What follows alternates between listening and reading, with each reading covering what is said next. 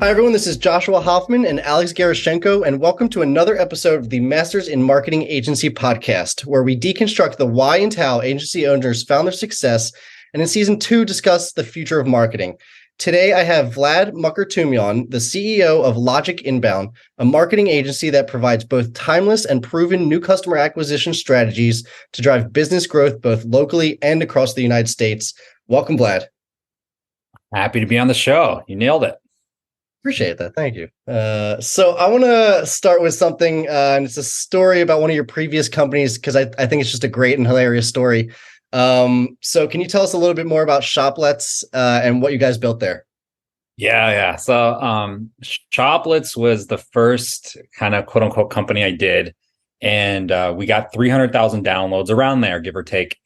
And the reason it's called Shoplets is because we knew so little about it. Was my first business is 2008. I knew business had something to do with shopping. So I said, let's call it Shoplets, let's shop. Maybe we could kind of play around with that. And that was the first company I started doing. We did apps. Yeah. What do you want me to talk about that? Specifically the exact type apps that you guys had. Yeah. So we had quotes applications. So basically everybody had Chuck Norris jokes at the time. They were very popular, so I don't know if you guys are fans of Chuck Norris jokes. One of them was like, he has a fist under his beard. There's like a million like stupid Chuck Norris jokes. And I looked at the Android app store in 2008 and I said, wow, there is no Bruce Lee quotes. Like, this is crazy, right? I was like, Bruce Lee was a huge, influence of mine as a kid because he was tough and independent, blah, blah, blah. And so I barged into my cousin's room and I'm like, hey, you can make this because you built websites. And he's just like a savant when it comes to coding. He's got that personality for it. And we end up spending 2 weeks. First, we end up spending a day coming up with all sorts of dumb, like Bruce Lee jokes, like whatever Chuck Norris can do, Bruce Lee can do better. Like, it's like imagine just two teenage boys coming up with Bruce Lee jokes. Like, that's literally what you'd read on the app.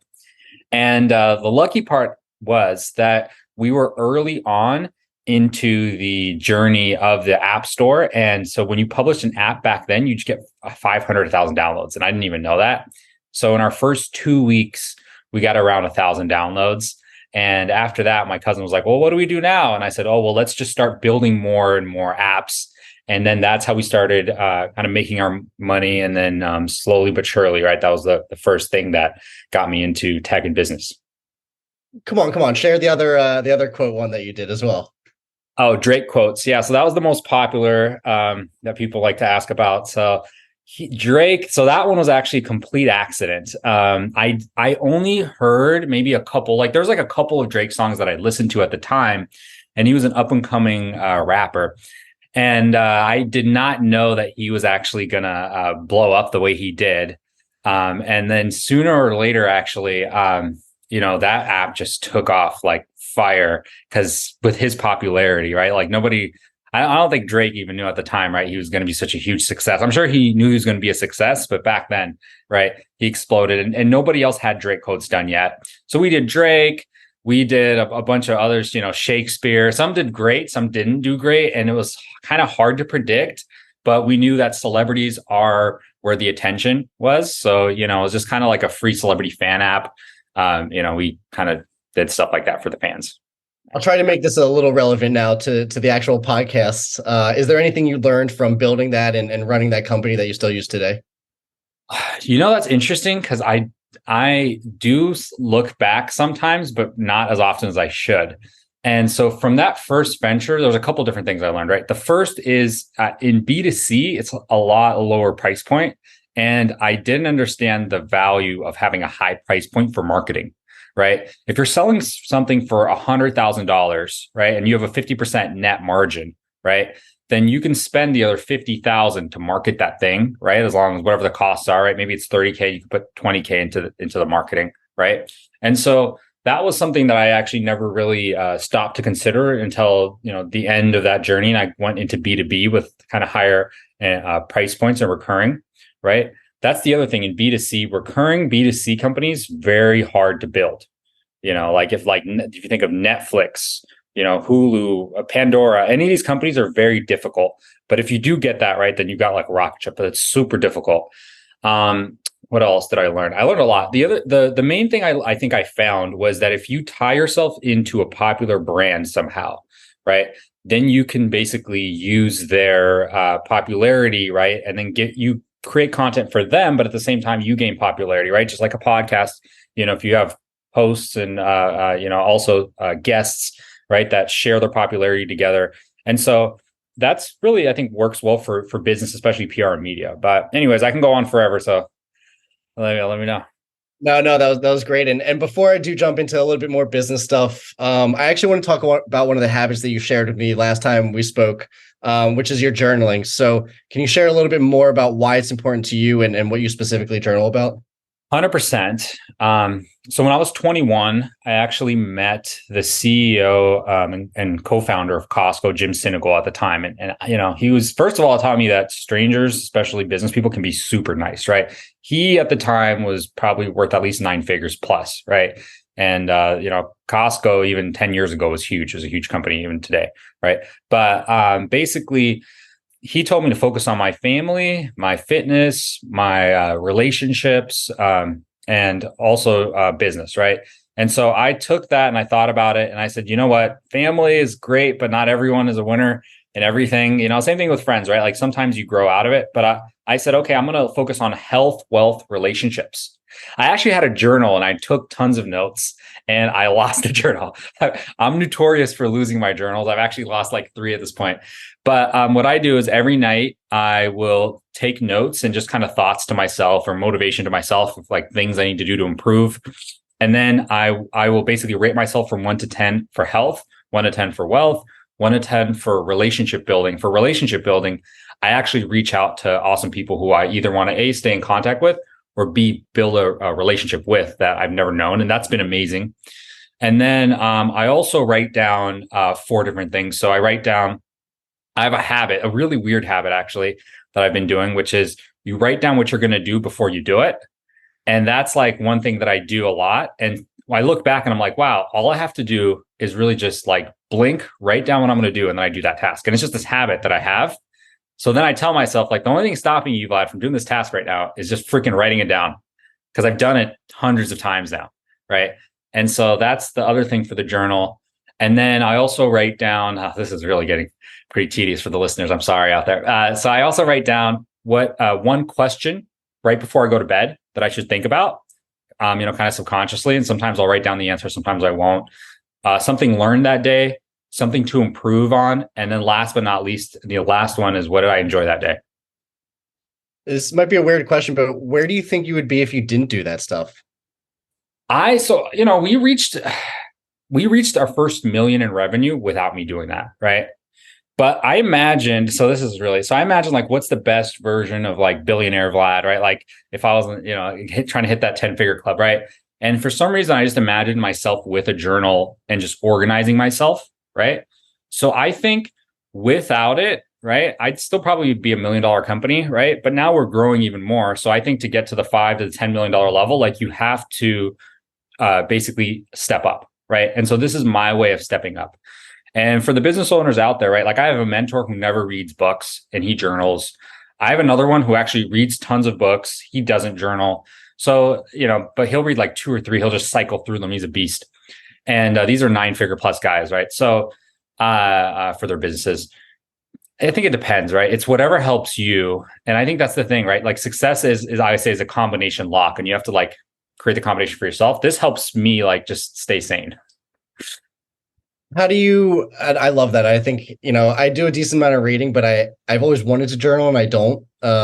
So I'm glad that we're talking about this and you're pushing me in that direction. I love the structure. I think a lot of people don't have structure, and that's totally fine as well. But I think I really like actually how you structure everything. You mentioned, talking to 9-figure people and having mentors. How do you connect with those people? Everybody asks me that question, and I just think it's hilarious because I think everybody can do it. It's kind of like saying like, how did you meet your partner? How do you find a partner, right? How did you find your car? My mentor actually gave me a crazy tip, and I don't know how much of it I'll take. This is why I tell people to have multiple mentors, so you don't have to agree with everybody about everything. But he said, Vlad, forget the 7-figure people you reach out to daily. Forget the 8 figures. He's like, I want you to only go after 9. So I actually did that. In the last month, I reached out to two nine-figure guys actually got back to me, right? But how did that happen? I'm actually now looking for all the 9-figure people in my network. And I think about it. And it's just like I always tell people, right? It's just like if you're a video game player, you see where all the other websites, where all the other video games are. If you have a motorcycle, chances are you know the motorcycle scene and you spot the other motorcycles when you're on your bike. So which I have neither, but that's the point, right? So the point is, like, once you start looking for these things, right, your brain, maybe just write it down on a Post-it note somewhere, right? You will start finding things and then you will start going that direction. I don't know. This is a little different, but in marketing, I learned, obviously when you buy a car, you start to see that car a lot more often. So similar, a little different, but kind of what you're saying as well.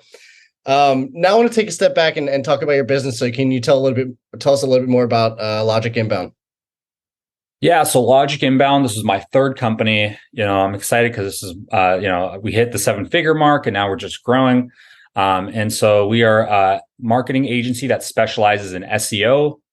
We also do a little bit of PPC, a little bit of conversion. So I have to do a little bit of everything because what I've learned is, maybe just like I don't know, I'm coming up with these weird metaphors, but let's say you're a fighting teacher, right? Like, let's say you teach boxing or jujitsu. Your students will go there for you and you are teaching them boxing, jujitsu, but you're also probably teaching them other things like confidence, right? And learning how to stand up for yourself. So, the other aspects is people come to me for Google traffic, right? But they're really asking, how do I grow my business? How do I take things to the next level? So it's like 80%, basically our technology and our processes. And then like 20% is like the psychology and like setting people up in ways that they haven't thought about.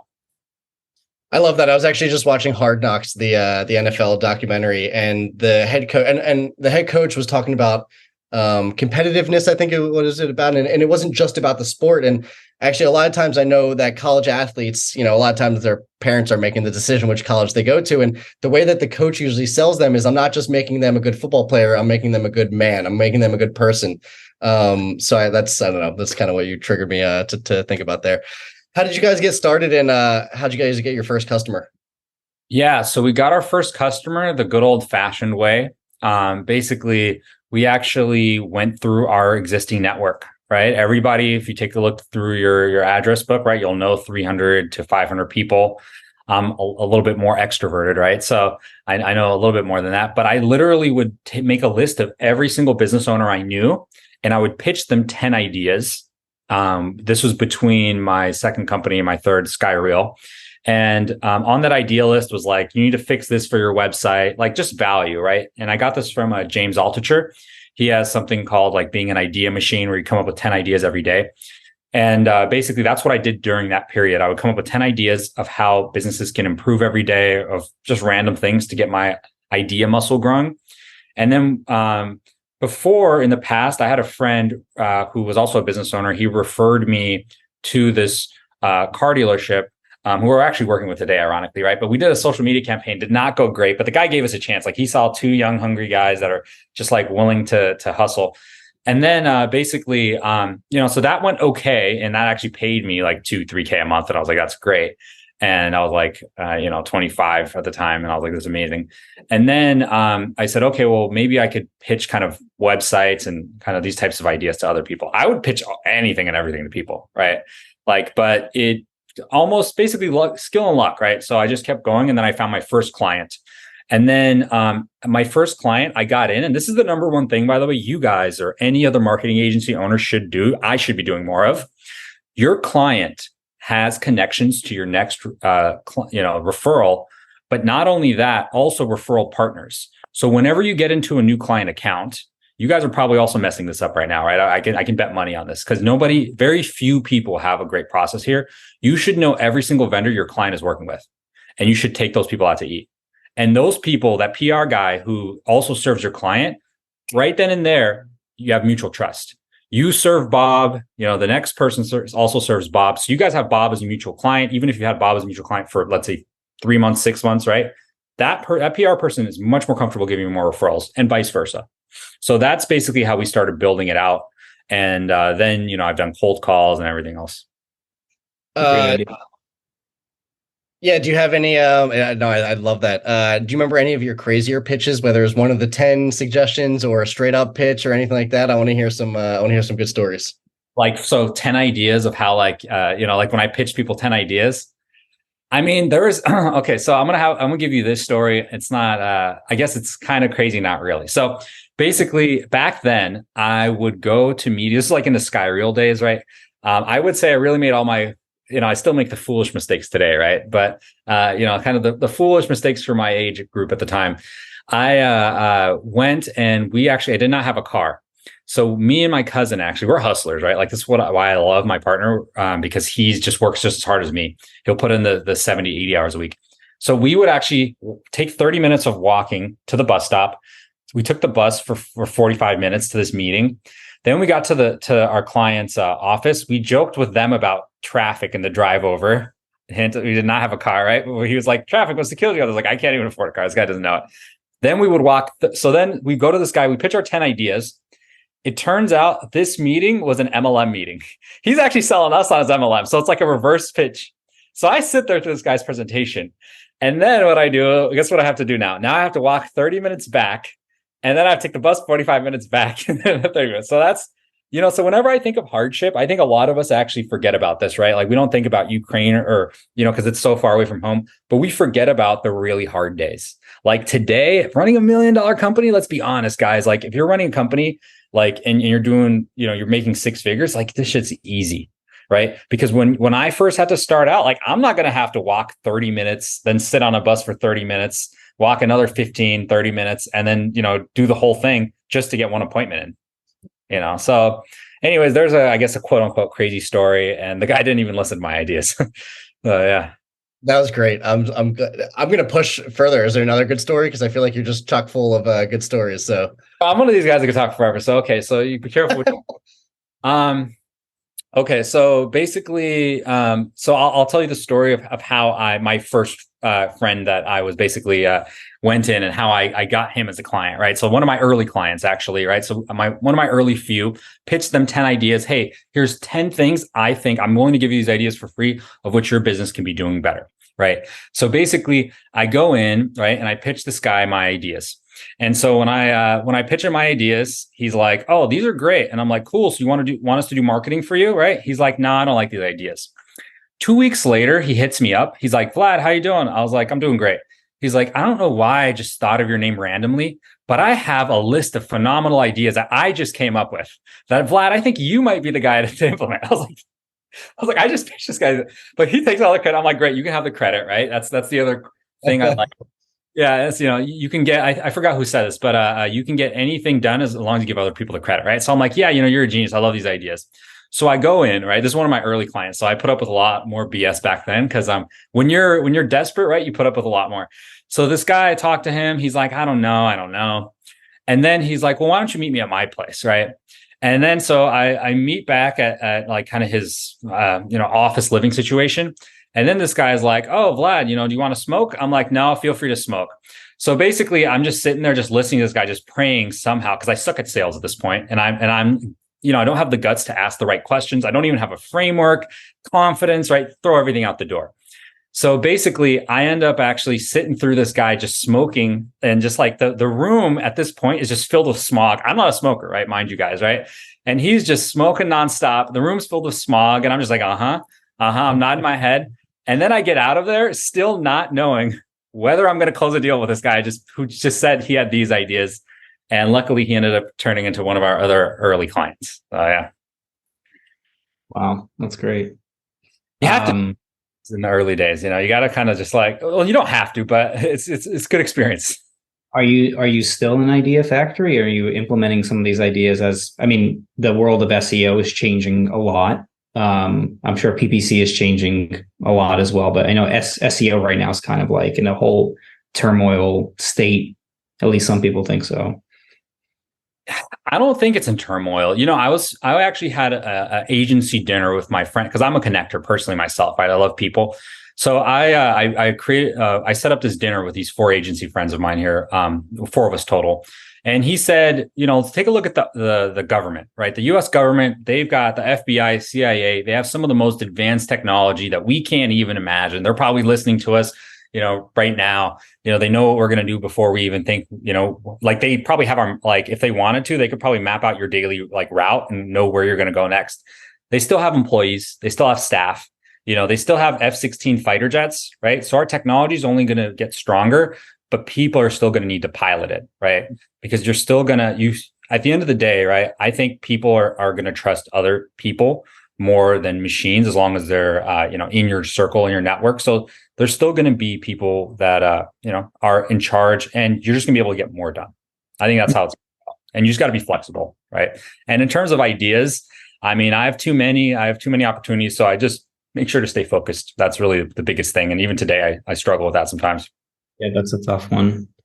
On the SEO front, do you partner with other agencies for SEO, or just specific, other full, let's call it full stack or full service marketing agencies, just to offer either just PPC or just SEO? Yeah, so 100%. I think if you're in the agency game, then partnerships, are really a big part of it. I don't know any agency owners that don't know other agency owners. So when I think of partnership, right, I think of more than just, hey, I'm going to give you, $5,000, you refer me $5,000. I do more than that. I think about masterminding, strategy, pitch deck feedback.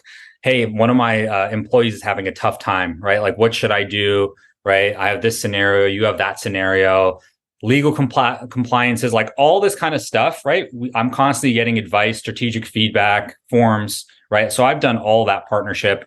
We have agencies that white label us for SEO. We refer things out all the time as well. So, I just think it's important to create a win-win environment for everybody. Mm-hmm. That's great. Anything you want to share with at least your thoughts on what's coming up with the GSE from Google, generative search experience, or anything there? Yeah. I think not just generative search, right? I think a lot is changing. So we're actually working on an AI website right now. It's got 200,000 pages, right? And so these people that we're working with are actually doing auto builds, right? So they're automatically building these websites out. So I think the future is going to be a lot more automated when it comes to websites, right? I see that more and more in the community. My friends who had the affiliate sites, they can create even higher quality affiliate sites. The biggest key, though, I think skills for the future, right? Especially for AI, this really ties into technical SEO. Right. So as a company overall, right, what do we specialize in? We've got small business clients, healthcare is a portfolio arm, and mold. And so, we have these specialties, right? But everybody, no matter what field you're in, right, is going to be looking at AI. And what matters the most in SEO is going to be technical SEO. So stuff like data hierarchy, structure of your website, schema, right, is the biggest thing. So we're doing a lot of schema consultation right now for AI, and I think Google is going to use that data, and then that's how they're going to help continuously pre-populate searches, right? And you've seen it with knowledge panels. People have 10 different names for them, like knowledge panel, knowledge cards, side panels, right? Profiles, however you want to label them. But I think Google is just going to keep pre-populating answers. I think it used to be Google's goal used to be the number one, kind of directory, right? Now it's going to be going more towards hey, we want to be the number one source, and the winners are going to be the people who pre-populate the best answers and give it the best data. So that's interesting. Yeah, I've seen on some searches as you scroll down, now that Google's gotten rid of the pagination on mobile, and you scroll down, and then the backgrounds start changing. Now they're different colors, and there's different sections, and they have a bunch of, the Q&A has expanded, videos have expanded. It seems like over the last, 5-6 months, it's changed so much. It has to. So here's the scariest part that we haven't even talked about, right? Is that when it comes to search, right? Google, I actually predict is not going to be doing as great. Like, I don't think they're going to end up being the king of search forever, right? And that's why they're changing. They have to change, right? They have to adapt because, their whole, about Bard and their whole ChatGPT scare. Like, there's searches that I do that are informational searches, right? That I just do on ChatGPT 4 right now, right? We're messing around with their different plugins on there, right? And so because I have access, right, to this data, I don't, guys, here's a fun one, right? Like, you don't even have to, when you're doing customer research, I go actually into ChatGPT 4 and I do customer research that way. Like, you guys, whoever's listening out there, you can say, who are the top 50 to 100 influencers in X space? Then basically ChatGPT will give you the top 100 influencers, right? So you don't even have to go online and search for the key players in your field that you want to network with anymore, right? Like, not local. I tried that for like national and it was great. And then I went local to, like, I think we were doing an example. We wanted like the best plumbers in this area and it wouldn't do it. But maybe on Bard. I didn't try it on Bard yet. Well, right. We have to preface that, right? So today, guys, is August 24th, 2023, right? It can't do local today, right? Like, I'm sure none of us here would be surprised at all if for the next 6 months to a year, you could get the same results, because you could do it nationally, then you could do it local, right? That's not, difficult, I don't think, right? Difficult, I don't think, right? Yeah, agreed. Good point. Yeah, no, that's great. Go ahead. I was just saying, great questions. I was going to wrap up with a few of my last questions, Alex, unless you had another one. I'll go for it. So Vlad, if you had to teach something to other marketers, what would it be? Man, I should be flipping these questions out on you guys, actually, really. So I'll do that, actually. But I think the number one, and you guys actually talked about this earlier, I think the number one thing as a marketer you need to learn is how to build a community, right? That's what it comes down to, right? Like, you can do a million cold spam reach outs, right? Great, right? Go ahead, do that. That works. That can work. We actually had a client from that as well, right? But right at the end of the day, you're going to make the most profit from building an engaged community around a topic, right? So the question is, right, what about the business or the service that you're providing, right?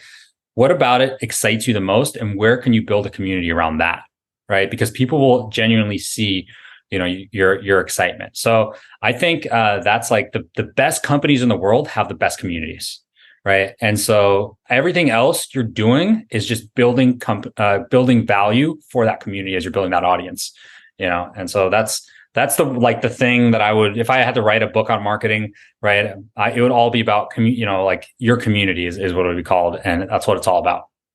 So as a marketing agency owner, is that community for you a specific industry or is it something else? Great question. So we're building out portfolio arms, right? So today, yes, we do business with small service companies, right? But for the outreach side, when it's cold, right? Like, the colder somebody is, right? And if I can't go in warm, the more knowledgeable I need to do. I need to do my research. I need to be, right? So that's where I'll go in and I'll actually do a lot of research on the industry. So I'm actually going all in on the mold remediation niche, because we started with healthcare, which was like business, right? I mean, we've had plumbers and those types of clients in the past as well, right? So it was hard to niche down. But we ended up saying, okay, we're going to focus on mold remediation. So because of that, I was literally talking to a mold remediation owner yesterday, and it was a phenomenal conversation. He was like, blank is our biggest competitor. I was like, yeah, I know, this person's name is actually who's running your biggest competitor's like whole business, right? And so you go much deeper. So, we decided to go into mold remediation. And here's the other thing for that I can teach marketers, I guess, right? Is, I don't think I'm a guru by any means. It's only 8 years here, but basically, let the market come to you, right? I was talking to Jeff Dorso, who's a phenomenal entrepreneur, and he quoted Eugene Schwartz, who talks about channeling the desire of your customers, right, of your market. So let the data do the speaking. Like, we went after mold because we noticed people were coming to us about these things, and a lot of times, as you guys can tell by my big mouth, everybody loves to talk, but you're going to make a lot of money in listening as well, right? And doing that research. And so every business, I think, can be positioned to be the best at kind of where the market is telling them to go. That's great. How can you guys work with other marketing agencies, or what services can you kind of partner with other agencies? Yeah. So the way we work with other marketing agencies is they come in and like I talked about these brainstorm sessions, I mean, I have tips for people who are just trying to get to their first million. I'm in a group right now, and the theme of the group is breaking your $5 million ceiling, which I'm excited about. Right. There's people that are bigger than me that are, I've met people at the 8 and 9 figure levels, and I actually introduce them to one another. Right. So at the end of the day, I think partnerships are just really all about getting feedback from others, and then valuable introductions, whether that's a referral or it's a referral to a referral partner. Right. Or it's a referral. I'll give you another one. I got referred to a tax guy. Now I was like, man, I got to talk to this guy who referred me to this tax guy from Score. This agency owner only did like 300K. So I was thinking, like, ego Vlad would have been like, don't listen. I listened. The person I was referred to who just did taxes saved me $30,000 in cash, net cash, right? And I did not. It cost me $0. Great deal, right? So I think that's how all agency owners can partner up with one another, right? Is through the giving each other quality feedback through quality relationships, right? And then obviously introducing. That's all of business development, really. I guess you mentioned specifically that there's a number of agencies right now that come to you for white labeled SEO, right? Is that one of, like, if you were working with other agencies, is that one of the main things that you help them with, is SEO? Yeah, 100%. Like the 5 agencies. So we have 5 agencies that white label us and a couple contractors, but that's the main thing that they go to us for is SEO, because my partner, his family built a company called Moz. So if you're in the SEO space, you've heard of Moz. They're like in the top 5 of all tools, right? So Evan's brother built that, right? That's my claim to fame. So we're very deep on technical SEO, and we're also very deep on helping other marketing agencies implement SEO for their clients. Yeah, very cool. Thanks. Are you guys looking to hire any positions right now? We are actually in the middle of hiring a senior SEO right now, and that's a whole different spiel. We can talk about hiring, what makes a great team. But yes, and we're always looking for great talent, because I think it's important, right? Whether it's just us, I would actually, if somebody's looking for a job out there for SEO, feel free to contact me, send me your resume, because, sometimes we're looking to hire. Other times I have agency friends, and, we vet people for one another, and then they just start sending warm referrals out my way. That way I'm a bit more confident that the candidate is actually qualified, and then we go through our process. Yeah, perfect. And then last question, any books, podcasts, or newsletter recommendations? Yeah. So this is like a never ending one, because I listen to like an audiobook a week. And after I finish, I actually would love to hear your guys' suggestions as well for books, podcasts, recommendations. And if I could, if you didn't have your format, I would just flip all the questions on you guys. But basically, I'll go first. So my favorite book of all time in business execution is called The One Thing by Gary Keller. The guy built $1 billion company. And so that's one of my favorite books. There's also a book that I reread from time to time called Give and Take by Adam Grant. That's a great book. And then, man, this is so hard. Okay, what topic for just agency owners, you said, for books? No, mine's not going to be business or anything related. Mine's fiction, so it could be anything. Okay. Okay. Well, so number 3, let's go with. Okay, so I think this book is very few people are going to read it, and therefore more people should read it. Is Anti-Fragile by Nassim Taleb. And he talks about how do you, actually have this mindset of not, like fragility is breaking down very easily, right? What if it was opposite? Not like robust means you're invulnerable, right? But actually, what happens if like mistakes make you stronger, right? How do you create how do you become a person? How do you create a company in a world where mistakes and problems actually increase its value? So that's a great book that I've finished recently that I don't think a lot of people will check out. I haven't heard of that one yet, but that sounds great. Yeah. What about you? Yeah, Alex, you got a book recommendation? I have a bunch. It depends, I guess, where you are. So we run a book club with all of our project managers. We read a chapter a week, and then we discuss issues in the book, takeaways, and then action steps. That's how the first chapter starts. Next chapter, we go through the same 3, but at the end, we also talk about what you did from last week. And I can talk about we just finished a book. We just finished The 5 Dysfunctions of a Team, which is a great book. And the next one, so I'll give a pitch about that. 5 Dysfunctions of a Team. It's kind of like there's a story aspect to it in the beginning, and then at the end, it goes in and actually breaks down the 5 dysfunctions exactly like what you should be doing. But it's basically one builds on the other. So essentially, you break down how you communicate together to have full trust, and then you work through actually like achieving results together. That one is great. And now we actually kind of like went a step back, and we're reading a book about habits. So we posted a bunch of books about habits that I've read, and other people added their own books about habits, and we chose The Power of Habits. And that book is really interesting because the stories from that book get into not only like here's how you create habits, but understanding why we create habits like naturally from a scientific standpoint, why our bodies create habits, such as like you learn how to breathe and you learn how to digest things. Once you understand that, and you want to either add a new habit or change one that's not, that's not of service to you or causing you harm, you understand better how to do it. So that's a really good book if you're trying to build a good foundation for habits, such as like journaling every night. That's really interesting. You said those two.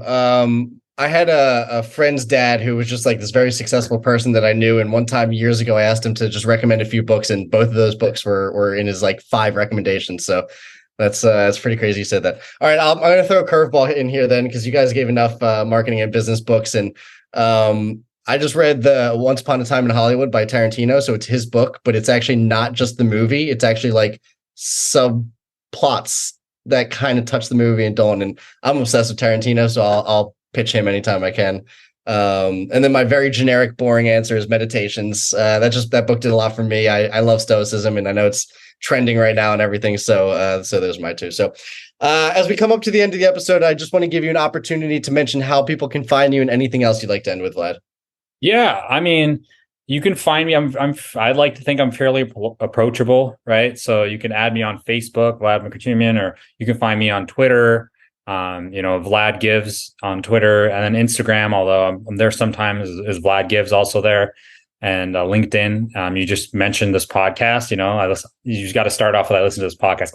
I literally have like 100 people trying to add me right now that I don't know where I met them from. So I'm like, But yeah, that's how you can get in touch. I'm always happy I think it's much easier to speak to people who've done research on you, right? So if you listen to this podcast and you reach out, most likely you'll get a meeting with me.